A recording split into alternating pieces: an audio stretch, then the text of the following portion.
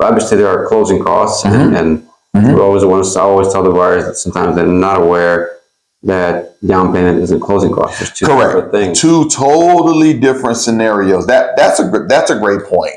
And is one that gets confused a lot, right? But the way that I try to break it down is I always tell the clients, just think about having 3 buckets of money or 3 piles of money.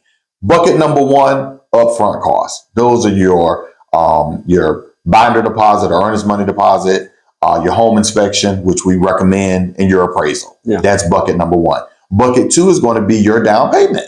Well, if it's a 0 down loan, there's nothing in that bucket. But if you do a loan program that requires 3% down, 3.5%, 5% down or more, that second bucket is going to be for your down payment.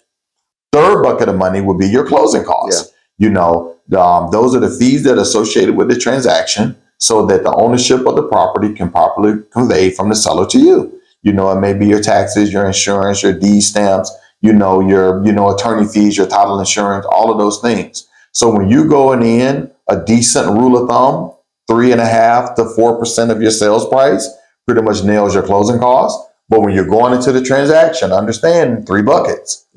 Upfront, down payment, and closing costs. Three distinctly different buckets as it relates to the mortgage. I like that analogy. I think I'm going to steal that. Yep. Yeah, I'm going to use that. No problem, because I think I stole it from somebody. There you go.